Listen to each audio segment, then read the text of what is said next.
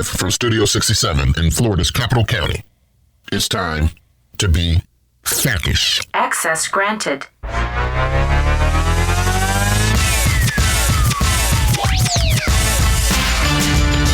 Good people, how you doing? We are back, first Friday, second season of FAC-ish. And you know what? I'm looking at Jeff and Milan and Shiloh. I am already pissed off. These guys have really pissed me off already early in 2022. So we're going to see what's going to happen. But let's do how we always do. Let's go ahead and get into this roll call. I'll introduce the folks. And folks, question of the day is, what's our New Year's resolution? So I'm going to start here in studio. Jeff. Hey, Davin. I'm doing great. It's good to be back this year. It's Jeff Scala, Associate Director of Public Policy, handling environment, ag, water, and of course, all things broadband and technology. My New Year's resolution is just stay happy and healthy. I got a wedding coming up after session. I got to be ready to go. Yeah, the goal should be make it to the wedding, right? Yes, sir. All right. And the session in between, right, getting married. I'll help you out. I'll talk to Sarah. Okay. I might need that. All right. All right, next up, we got Coach Clayton. How you doing? I am doing well, Devin. I am the Public Policy Coordinator for the Pub team. My New Year's resolution would be to go into Target and to actually follow what's on my list instead of Target telling me what I need to get from Target. Yeah. You know, write the list down. I know you're a little young. You're younger. We used to write lists on a piece of paper. That way, no pop-ups on my phone or the emails. Just write the list on a piece of paper. Take off the Apple Watch. Just go in, out, right? Yeah, that's... So, Milan. Yes. Get the Target at Target. It's 2022, and Bob is back. B.O.B. Just go ahead and introduce yourself, Bob. I am Bob McKee. I am the Deputy Director of Public Policy. I get angry if you say my first name backwards, so don't do it. My New Year's resolution is to watch or listen, depending upon what's available, every single Braves game this year. Yeah, I'm going to dock your pay, too, if you do that during the work hours. Bob, B.O.B. It's good to have you back in 2022. All right? The best deputy in the whole wide world. All right. We got a new face in the place. Her name is Shiloh McPherson. How you doing, Shiloh? I'm doing good. Happy to be here. All right. Now, I know you're new here, but you got a resolution for the new year? Absolutely. My New Year's resolution is to read more. All right. No, we can take care of that. We got you. Oh, yeah. Yeah. You're going to be reading a lot of bills this session. Anything besides bills. All right. And last but not least today, my man from South Florida, Eddie. How you doing, sir? Excellent, Davin. Thank you. It's great to be back up in Tallahassee for the session. And good to continue lawyering for the pub team. So it's good. And my New Year's resolution is world peace. World peace. Yeah. Okay. Yes, sir. All right. Who's in charge? We'll put Bob in charge of that, right? He can work on that after he watches all the Braves games. So. I'll get a piece of that. All right. It's good to have everybody back. Next week, Sarah will be back in place. She's at NACO, but she's still here. And in 2 weeks, we might have a surprise for everybody. But, let's go ahead and get into the show a little bit. Last year, this was my favorite segment. This year, I don't know, because we got rid of some old ones. We got some new ones. Milan's got a surprise for us later. But, Jeff, I'm going to give Shiloh a shot. You think she can handle it? She's going to take it. All right. We're going to see what's going to happen here. All right. Shiloh, do you know what time it is? What time is it, Davin? It's about to go down. All right, so here's the rundown. 2 bills regarding pet regulation advanced in Senate chambers, including Senate Bill 994, Pet Protection by Senator Diaz, passed in the Regulated Industries Subcommittee. FAC did oppose the bill in committee. The link bill, Senate Bill 996, which is fees pet store license by Senator Diaz, also passed favorably. Both bills are set to move to the Community Affairs Committee. In the entertainment industry, we saw Senate Bill 946 by Senator Gruder's pass. FAC waived in support of the bill in committee, and it is now moving to the Senate Finance and Tax. For an environmental highlight, Senate Bill 228, the Resilience, Energy, Environment, Florida Programs Bill by Senator Rodriguez, passed in the Senate, which adds consumer protections for the PACE program. Lastly, the Senate Regulatory Industries Committee considered and unanimously passed Senate Bill 512 by Senator Burgess relating to vacation rentals. So this bill is going to preempt the licensing of vacation rentals to the state. There are also various affordable housing bills heard in this first committee stop this week, and several other bills impacting counties. So for the full rundown, check out our legislative bulletin sent out later today. Man, on time. That's perfect, Jeff. Out of the park. Yeah. Shiloh, that was very well done. Thank you. And I like your theme music too. That's pretty. That's a good touch. Yeah, I wonder who found that, man. All right, man, Milan, that's a lot of pressure for later on. I know this is your first time. But before it ends, we got to get into the meat of it. As Shiloh said, everybody, a lot of everything, the detail that went on this week will be in our legislative bulletin.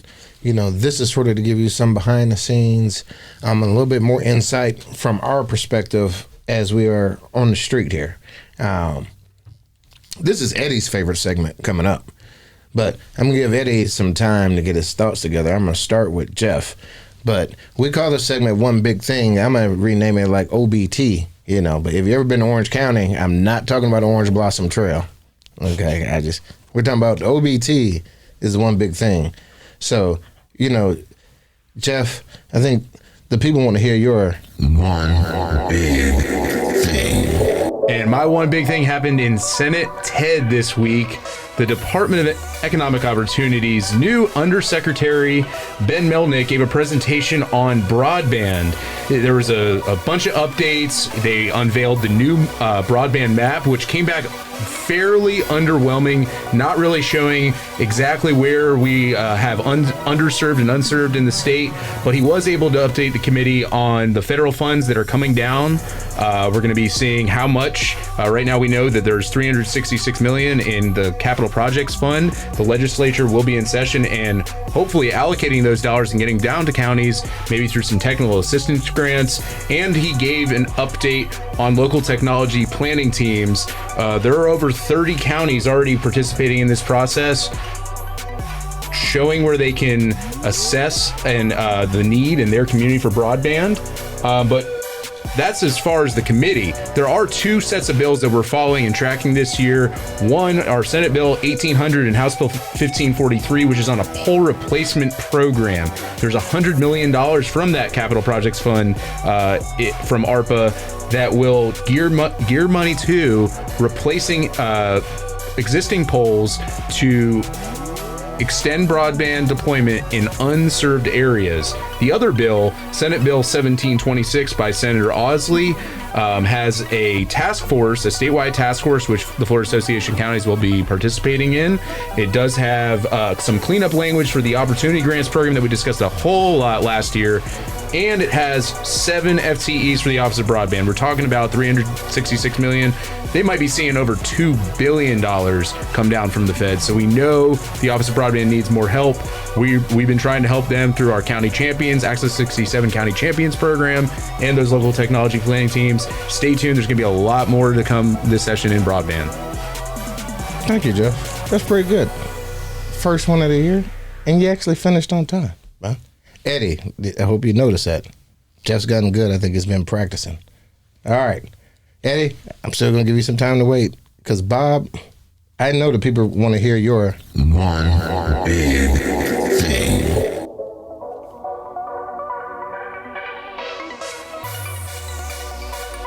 All right. The one big thing in my issue areas this week was House Bill 569 by Representative McClure.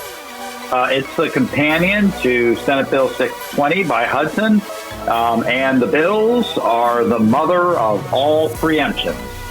These are the bills that require local government to pay business damages if they enact or amend a local ordinance that a business believes will, has, or may impact their revenues or profits by more than 15%. The House bill was heard Thursday in the House Civil Justice and Property Rights Committee. The bill was amended. In the amendment, they clarified that in order to be able to assert business damage or claim business damages, the business had to be doing lawful business in the state for the 3 years immediately preceding the enactment of the ordinance. Previously, it was any 3 years. Could have been in the 1800s. But they amended it to make it clear it has to be 3 years preceding the enactment of the ordinance. They also revised the bill, so now it's only a 15% loss of profit. There's no longer a revenue test in the bill. And they did expand the ordinances, types of ordinances, to which the ability to claim business damages does not apply. The companion Senate Bill 620 did have some action, even though it was not heard last week, in that it was withdrawn from its second committee of reference the day before session. And so now, instead of going to the Rules Committee, then the Rules Committee, and then to Appropriations, it now goes straight to Appropriations. It's likely to be heard next week and be ready for the floor in week 3. The House bill, when it was heard yesterday, I did speak against the bill. I pointed out to the committee members that they're adding 1,700 words to statute. 1,120 of those words are about how to charge and measure attorney's fees to be paid by the local government to cover the costs of the business suing the local government. I also pointed out to the committee that the number of words in the bill that discussed or explained the type of evidence that was necessary for the business to prove that, in fact, the local government's action caused their loss, and the number of words that described how a local government or a court is supposed to measure the business damages to be paid is 0. Wait a second, Bob. That kind of sounds like a mic drop moment. Bob, did you drop the mic in committee?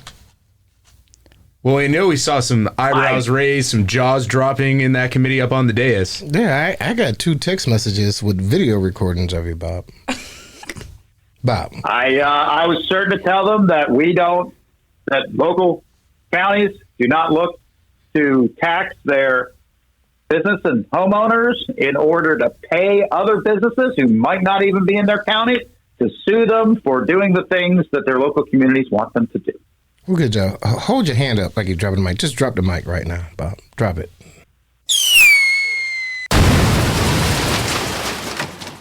Man. Thank you, Bob. Eddie. All right. You got a tough act to follow, Eddie. Eddie, are you ready?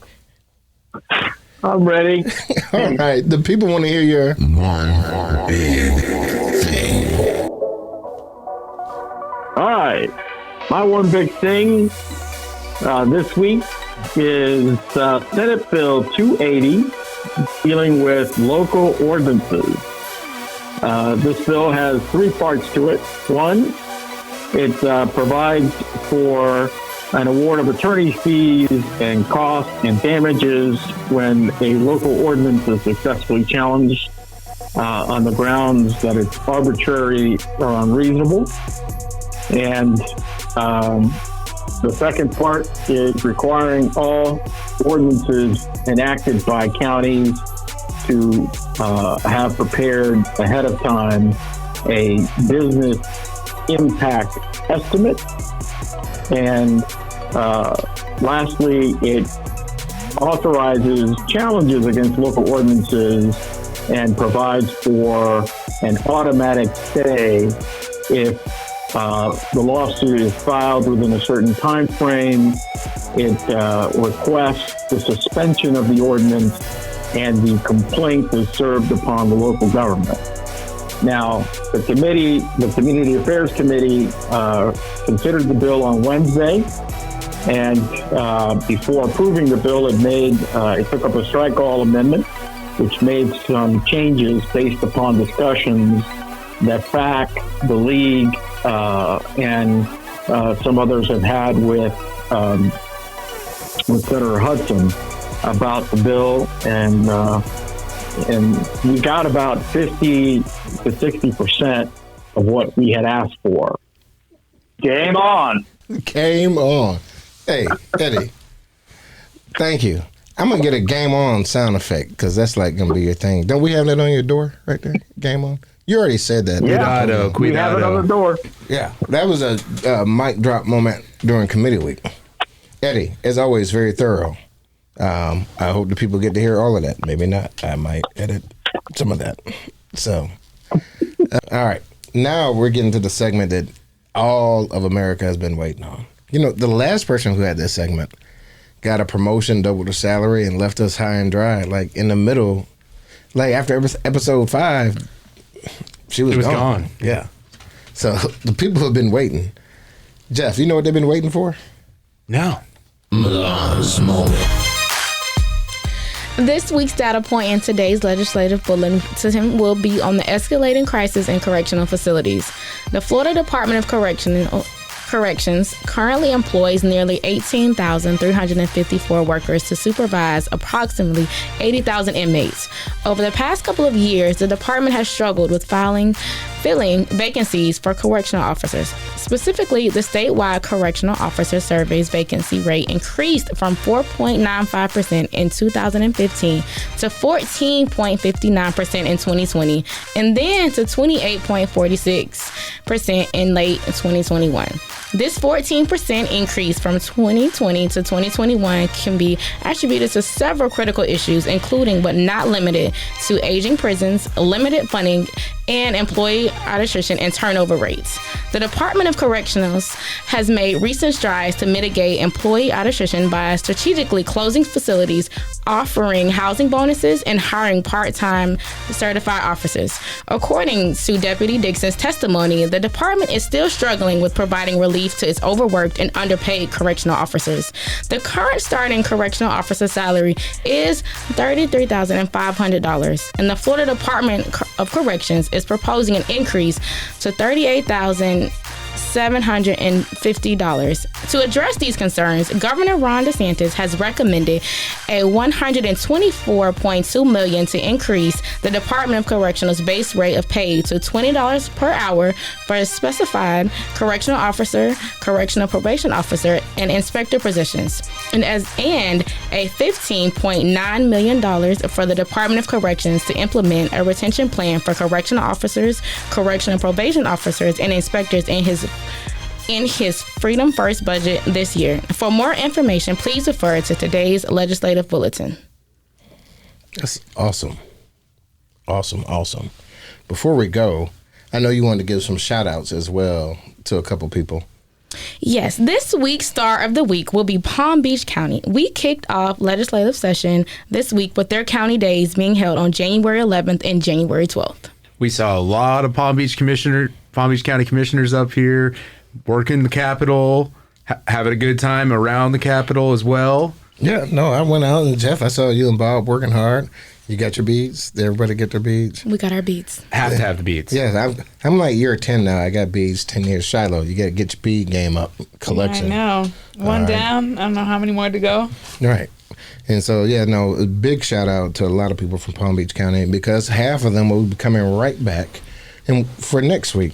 Milan, what's going on next week? Next week, we will start the week off with Broward County Day on January 18th. And then we have Indian River, St. Lucie, and Martin County will have their county day the same day as FAC's Legislative Day, which will be held next Wednesday, January 19th at the AC Marriott Hotel in Leon County. We will kick off at 9 o'clock. And then we also have the 2022 NACO Legislative Conference, which will be held February 12th through the 16th in Washington, D.C. All right. There's a lot of stuff going on. Southeast Florida. Treasure Coast. It's what we do. Hopefully, a lot of people up, a lot of fun. And also, guys, don't forget, Milan has worked hard at planning a great Legislative Day program. I think we're gonna have a nice little reception too later that evening. Back at the AC, I think it's at 5:30. I know we sent a lot of invitations out, but hope to see people there. Hope we get to town safely. Hope the weather is accommodating. All right. It's time to get out of here. We've occupied you long enough. So just as we go, folks, Eddie, I know you're still there. Jeff, Milan, Shiloh, anything we need to stay tuned for? Let the people know about for next week? 1 week down, Eddie, we're going to be seeing the mother of all preemptions. Maybe it's up next week in Senate Appropriations. I know they've been saying it's trying to get to the floor by week 3. What are you hearing, Eddie? Well, let me just mention that Senate Bill 280, the reference to judiciary has been removed, and it next goes to rules. I would expect, even though the schedule is not out, but Civil Justice and Property Rights Subcommittee in the House is meeting on the 19th, and I would expect House Bill 403, the companion to Senate Bill 280, to be up next week. Okay. All right. And I know in talking to Bob that either 620 or 569, expect them, same thing, next week, probably next Thursday in the Senate and Appropriations as they try to hit the week 3 deadline on the floor as well. So it could all be coming together. They want to move big bills, we'll have big numbers. So let's see what happens, and we'll be ready. Milan or Shiloh, you got any parting words this week for the people? Oh, yes, because as well as next Thursday, there will be FAC's FAC's Innovation Day here in Leon County. All right. Yeah, and I think it's sold out, right? It is sold out. All right. Jeff, maybe you might be able to get a little bonus because we made some money from this Innovation Day. But we encourage commissioners to come out. Leon County does a good job, and they do a lot of cool stuff up here, so they love to share. So, Shiloh, you want to stay, keep working for us? I'll have to get back to you. Okay. All right. I know one weekend, you know, and I know you're working with Jeff on that stuff, so it's tough. But I like you, so I want you to stay. It is. Okay. I like the way you did the rundown. So, all right. As we get out of here, I don't have too much commentary or editorial stuff. It's just one weekend. Like I said, I'm already pissed off, and that's probably not going to change. It's just one of those years heading into election year. But I will remind everybody why we do what we do, and it's not the critic who counts. It's not the person who points out how the strong person stumbles, where the doer of deeds could have done them better. The credit belongs to the person who is actually in the arena. And that's all of you at FAC, county commissioners, county staff. This is why we do what we do. It's for you guys to help you serve the 21 million people in Florida. So we appreciate you. We want everybody to be a little FAC-ish on Friday here and get some relaxation. And we'll be back next week.